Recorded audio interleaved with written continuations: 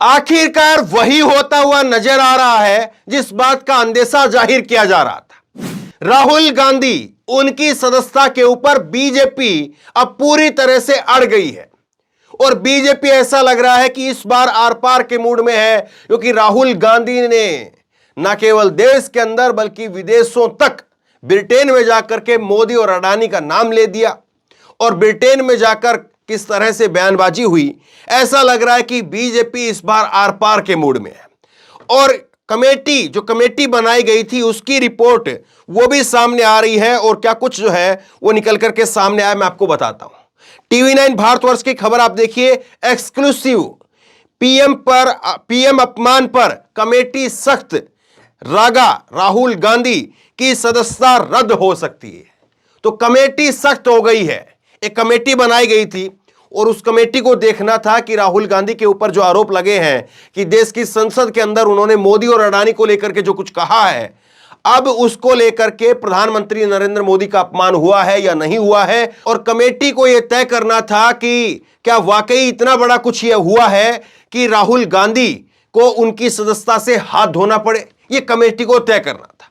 और अब कमेटी की तरफ से सूत्रों के हवाले से खबरें निकल करके सामने आई है कि कमेटी सख्त है और उदाहरण भी दिया गया है। जनसत्ता की खबर आप देखिए, जाएगी राहुल गांधी की संसद सदस्यता, बीजेपी सांसद की मांग, दिया 1976 में सुब्रमण्यम स्वामी को बर्खास्त करने का उदाहरण। तो अब तमाम उदाहरण जो है वो बीजेपी ने खंगाल डाले हैं और कहा जा रहा है कि देखिए साहब, राहुल गांधी अब सांसद नहीं रहेंगे क्योंकि उन्होंने देश की संसद के अंदर देश के प्रधानमंत्री का अपमान कर दिया है। 3-4 कारण बीजेपी ने दिए हैं इसके पीछे, 3-4 बड़ी वजह इसके पीछे बीजेपी ने दी है। एक एक करके मैं आपके सामने रखता हूं कि किस तरह से जो है ये कारण दिए जा रहे हैं। दुबे ने स्मृति के सामने दलील दी है। अभी दुबे कौन है? ये निशिकांत दुबे हैं, बीजेपी के सांसद हैं।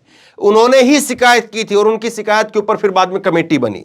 अब दुबे ने स्मृति के सामने दलील दी है कि राहुल गांधी की सदस्यता रद्द करने के लिए उनके खिलाफ 3 कारणों से प्रिविलेज का मामला बनता है। पहला कारण है संसद के नियम 352(2) के तहत किसी भी सांसद या मंत्री के खिलाफ कोई भी गंभीर आरोप लगाने से पहले लोकसभा स्पीकर को जानकारी लेनी होती है, जो राहुल गांधी ने नहीं किया। दुबे ने दलील किया है कि पीएम मोदी जब लोकसभा के सदस्य हैं और देश के प्रधानमंत्री हैं तो बिना कोई नोटिस इतना बड़ा आरोप कोई कैसे लगा सकता है। यह पहला कारण जो है, पहली दलील उन्होंने बताई है। अब दूसरी दलील क्या है, देखिए आप, बीजेपी सांसद निशिकांत दुबे की दलील है। सूत्रों ने बताया कि समिति के सामने राहुल गांधी की सदस्यता रद्द करने की मांग कर रहे दुबे ने दलील दी है कि 1976 में सुब्रमण्यम स्वामी को राज्यसभा सदस्यता रद्द करने की मांग करते वक्त तब के राज्यसभा के सदन के नेता कमला त्रिपाठी ने कहा था, justice delayed is justice denied. Dubey ने संसदीय समिति के सामने कहा कि तब सदन नेता राज्यसभा कमला त्रिपाठी ने कहा था कि देश के पीएम पर कोई आरोप देश के प्रति आरोप हो जाता है क्योंकि देश का पीएम देश की आन बान शान होता है। तो अब सारे वो पैतरे जो कांग्रेस ने कभी आजमाए थे, अब वो उल्टा कांग्रेस के ऊपर बीजेपी आजमा रही है। अब देखिए इसमें आगे खबर में दूसरा कारण क्या है, सुनिए। राहुल के सदस्यता रद्द करने का दूसरा कारण यह हो सकता है कि भले ही लोकसभा स्पीकर ने उनके भाषणों को एक्सपंज कर दिया हो, लेकिन राहुल गांधी के 2 ट्वीट आज भी उनके ट्विटर हैंडल पर मौजूद है, जबकि वो सब एक्सपेंज किए जा चुके हैं। इसके साथ ही दुबे ने प्रिविलेज कमेटी के सामने यह भी कहा कि भले ही उनके भाषण का बड़ा हिस्सा लोकसभा से हटाया जा चुका है, लेकिन राहुल गांधी के यूट्यूब चैनल और इंडियन नेशनल कांग्रेस के यूट्यूब चैनल पर आज भी मौजूद है। राहुल गांधी के बिना एक्सपेंज किया हुआ भाषण आज भी चल रहा है। अब बताइए, ये तमाम जो यूट्यूब के चैनल है वो भी सावधान हो जाइए इस दलील से, तो फिर जो है वो आपके ऊपर भी गाज गिर सकती है। ये कह रहे हैं कि राहुल गांधी ने जो भाषण दिया था वो भाषण लोकसभा से तो उसकी कार्रवाई से तो हटा दिया गया, लेकिन कांग्रेस पार्टी के तमाम अलग अलग प्लेटफॉर्म पर, राहुल गांधी के यूट्यूब चैनल पर अभी भी चल रहा है। तो ये दूसरा कारण है। तीसरा कारण सुनिए आप, जिद्दी हो गए हैं राहुल गांधी। तीसरा कारण इसलिए बनता है क्योंकि उन्होंने स्पीकर के इंटीग्रिटी पर पर्सन किया और चैलेंज किया। दुबे ने स्मृति से कहा कि अगर स्पीकर ने एक्सपंज कर दिया था तो उसको चैलेंज नहीं किया जा सकता, लेकिन राहुल गांधी लगातार देश और यहां तक कि विदेशों में जाकर के कह रहे हैं कि उन्हें संसद में बोलने नहीं दिया जाता, उनका माइक बंद कर दिया जाता है। आप स्पीकर पर इस तरह से कैसे पर्सन खड़े कर सकते हैं? राहुल गांधी स्पीकर पर बार बार आरोप लगाते हुए जिद्दी हो गए हैं। दुबे ने यह भी कहा कि कमला त्रिपाठी जी ने 1976 में राज्यसभा में कहा था कि किसी भी तरह से देश के मुखिया के बारे में विदेशों में जाकर के गलत बयानबाजी करना वो राष्ट्र के लिए अहितकर है। तो देखिए, वो जो राहुल गांधी का भाषण हुआ था उसको करीब महीने भर का समय हो गया है और अब महीने भर में अलग अलग जगह पर सब जगह खुदाई चली और खुदाई जब चली तो हर जगह से जो है कुछ न कुछ निकाला गया है और उन सब को दलीलें बना करके पेश किया गया है। तो 3 कारण जो है ये दिखाया गया है। अब अगले सप्ताह जो है वो पेशी होनी है। आज समिति की बैठक में कुल 8 सदस्य मौजूद थे। डीएमके सांसद टीआर बालू बैठक में मौजूद नहीं थे, पर उन्होंने लिख करके दे दिया कि राहुल गांधी पर कोई प्रिविलेज का मामला नहीं बनता है, जबकि कांग्रेस के सांसद सुरेश ने कहा कि राहुल गांधी का भाषण एक्सपंज हो गया है, तब प्रिविलेज का मामला क्यों बनाया जा रहा है। समिति की बैठक टीएमसी सांसद कल्याण बनर्जी ने भी दुबे से कई मामलों में ऑथेंटिसिटी करवाई और ज्यादा क्रॉस क्वेश्चनिंग की। तो अब जो है ये सवाल उठेगा कि राहुल गांधी जब वो विदेश से पहुंचते हैं, ब्रिटेन का 10 दिन का दौरा खत्म कर वो विदेश से पहुंचते हैं, तो क्या आते ही बीजेपी उनको एक खुशखबरी देगी कि देखिए साहब। लेकिन सवाल ये है कि इससे बीजेपी को नुकसान होगा या कांग्रेस पार्टी को नुकसान होगा।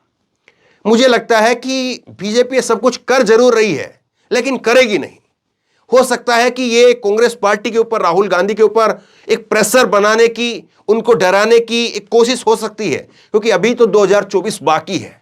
2024 बाकी है और 2024 तक अभी कई बार जो है अभी मानसून सत्र आएगा लोकसभा का, तो उसमें भी राहुल गांधी कुछ ना कुछ बोलेंगे और शीत सत्र आएगा, तो इसी तरह से जो है वो राहुल गांधी को कई बार बोलना है अभी। तो क्या ये उस सब के लिए कोई जो है वो बैकग्राउंड तैयार किया जा रहा है कि अगर तब बोले तो अभी अगर आज छोड़ भी दें तो फिर उसके बाद में आज का उदाहरण देकर करके तब जो है कोई और बड़ी कार्रवाई की जाए, 2024 के आसपास कार्रवाई की जाए, या अभी बीजेपी को लगता है कि हटा करके मामले को खत्म करिए और छोड़ दीजिए और बता दीजिए कि देखिए साहब, देश के प्रधानमंत्री का अपमान किया था और आप देश के संसद अब नहीं रह सकते। तो बहरहाल जो होगा वो बड़ा दिलचस्प होगा तो भी दिलचस्प होगा और नहीं होगा तो भी दिलचस्प होगा। लेकिन एक चीज लग रही है कि राहुल गांधी, उन्होंने कहा कि मैंने अपना पक्ष वो दे दिया था। राहुल गांधी ने कहा कि मैंने मेरा जो भी पक्ष था वो, और मैंने जो आरोप लगाए उनके तथ्य वो सारे सबमिट कर दिए थे इस कमेटी के सामने, सारे इस कमेटी को सौंप दिए थे। अब इसमें कहीं पर अगर शायद इस तरह की बात आती है कि आपकी लोकसभा की सदस्यता नहीं जाएगी, आप एक सार्वजनिक तौर पर माफीनामा जारी कर दें, तो वैसे में पेच फंस जाएगा। वैसे में राहुल गांधी हो सकता है, जिस तरह से उनकी राजनीति है, उन्होंने एक बार रामलीला मैदान में भी कहा था कि मेरा नाम राहुल गांधी है, राहुल सावरकर नहीं है, मैं माफी नहीं मांगूंगा। तो क्या वो उसी तर्ज पर दोबारा से उस चीज को अपनी, हो सकता है कि यही जो है वो जो भाषण की लाइनें हैं, राहुल सावरकर मेरा नाम नहीं है, इसी को ट्वीट करके फिर बीजेपी को चिढ़ा दें।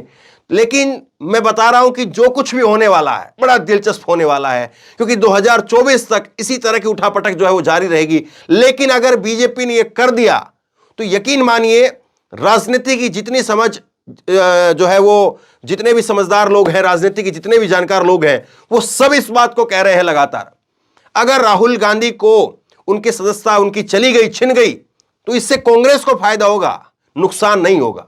राहुल गांधी फिर संसद में भले ही ना बोले, लेकिन फिर वो पूरी दुनिया में, पूरे देश में जो है घूम घूम करके बोलेंगे, फिर जो है उनके ऊपर जो बाधाएं हैं वो हट जाएंगी। तो बहरहाल होता क्या है वो देखेंगे, समय बताएगा, लेकिन जो हो रहा है वो वाकई दिलचस्प है।